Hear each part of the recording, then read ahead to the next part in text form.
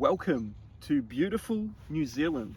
It is pretty cold here, about 5 degrees. As you can see, I'm in my winter clothes. And we have a very special request from a Hobo Club member.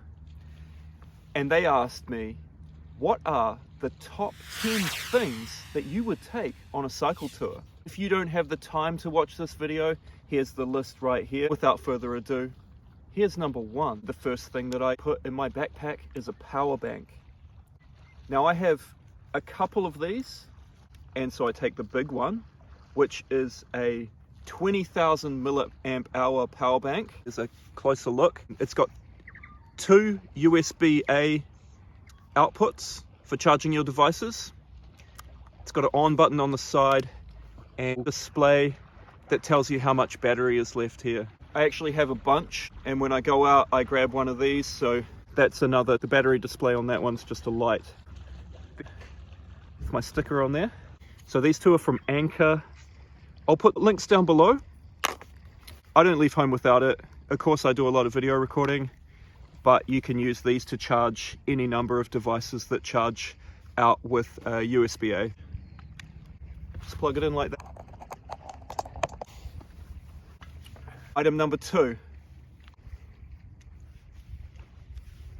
It's a head torch. Yeah, I don't leave home without this. Even if I'm not going on a cycle tour, I have it in my backpack. Several different settings on there for the light. Anyway, you guys know what this is. It's a head torch, and this one is by Black Diamond. It uses AAA batteries that you can buy from anywhere in the world. I did use another kind of Black Diamond head torch, like an older one, but this one is the Storm model. I also use this for when I'm riding as my bike headlight. That way you don't need to take 2 lights, you can just take the one. Item number 3, it's a stove. This kind of gas stove is very inexpensive. It also folds down. And when I'm on a cycle tour, I prepare all of my meals on this. You can prepare meals for 2 people on a stove like this. And it doesn't weigh very much. It doesn't take up much room. The best thing about this type of stove is that it uses a resealable gas canister that looks like that.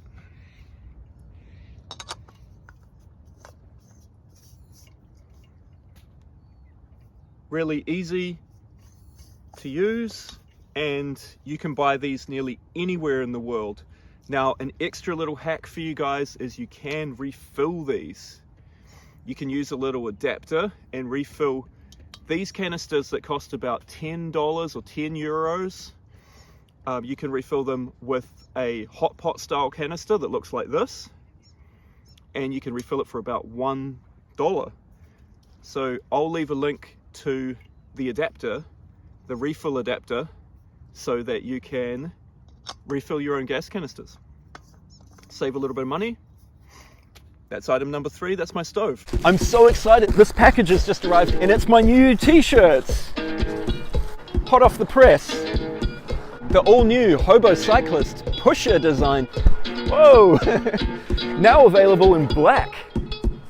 Won't show up those stains.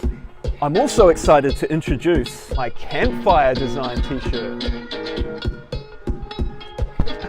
Wow, so if you need a fresh clean t-shirt for your next adventure, you know what to do. Visit the links below. Ooh, that's nice. I think I'll save this one for good. And now, back to the video. This is perhaps one of the most important items if you are going on a cycle tour and you plan to go camping, is your tent. Now, the kind of tent I take is a dome tent, a 2-person dome tent. The reason I take a dome tent is that it is very light and it packs down small, so it's easy to carry on the bike. It's easy to put this kind of tent up even in the dark. You might find yourself at the end of the day, darkness is coming down, and you got to find a place to sleep. So a tent like this, super easy to put up, super easy to take down, doesn't weigh much, and it packs down small. And that's what I would recommend taking. 3, 4, 5. Okay, the 5th item on my list, and perhaps the most important, is a backpack. Now I carry a backpack instead of panniers because it is easy to carry on my back. You can fit a lot of stuff in here. It doesn't look like you can, but you can. It's got zips. Nothing's going to fall out. Nothing is going to get lost. You always have your personal gear on you when you're riding or when you're off the bike. So you're not leaving gear attached to the bike. I always take this. Long or short rides, fits everything I need. Bedroll. I have in the past traveled without a bedroll and just slept on the ground. I wouldn't recommend it. 680 grams. You can easily carry that on your bike. You will find space for it. Don't go cheap, don't go without it. Can't stress that enough. Like, make sure you get a good night's sleep. Number 7, the 7th item is a knife. So I prepare all my food on a cycle tour, and the kind of knife I take is this Swiss-made Victorinox knife. These are quite inexpensive. You probably get it for like $10. Because it's got a serrated blade, it always stays sharp, and because it has a round tip on it, when you put it in your backpack, it won't poke a hole through your bag. Top tip, brightly colored handle, so you can't lose it. You can easily find it in a hurry.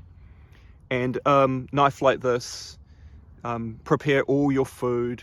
You can use it for various other utility purposes, and it's just a great tool. One of the most important things to me on a cycle tour is personal protective gear, and nothing is more important to me out there in the elements, in the sun, than sunglasses. Now I use these sunglasses. They're actually from Ray-Ban. I bought them more than 10 years ago. They're polarized and they cost a lot of money, and for that reason I keep them on this neat, I don't even know what you call that, lanyard, so that they never fall on the ground and get destroyed. And because I keep them on this around my neck, I've never dropped them, I've never broken them, and touch wood, they might just last a lifetime. But polarized protective lenses, sunglasses, if you're out there riding and you're in the sun, make sure you take them, because you'll protect your eyes not just from UV rays, but from dust and anything else that you might encounter out there on the road. Number 9 is a hat. Now today, because it's cold out and I'm by the lake in a semi-alpine area, I'm wearing the beanie. If I'm going to go on a cycle tour in a very cold country, I'll take warm gear.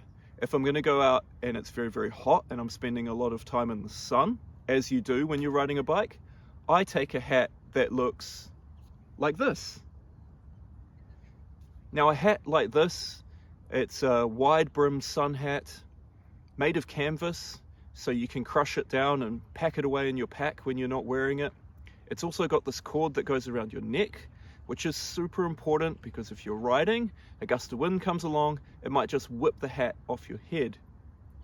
So a hat like this, I always take it with me. It protects me from being sunburnt. It also keeps the rain off your head, and I would totally recommend carrying a hat like this, because if you're out there on the bike, you're going to be out in the elements and you do not want to get sunburnt. It can ruin your whole trip. Finally, the number 1 item to carry on a cycle tour has to be water. I would always take more. If I'm going anywhere, you're always going to get thirsty, and if you run out of water, you're not just going to ruin your day, you could also lose your mind. When you get dehydrated, you start to make bad decisions.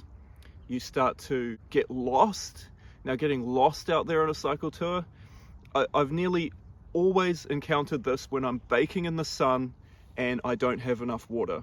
It's so important when you're out there riding on your bike, especially for very long distances, that you stop very often and drink water. Getting dehydrated, it is not just something that can ruin your day, it can also severely impact your health. So taking enough water, I always carry it in a plastic soft drink bottle like this. because it means that you've got about 1.5 liters, which is enough to last you the whole day at a pinch. And if this falls off the bike onto the ground, it's very strong and it won't break open. Guys, thank you for watching my video. If you want to know more, here's a video over here where I show my entire gear list on the road. Stay tuned for that one, and I'll see you in the next episode.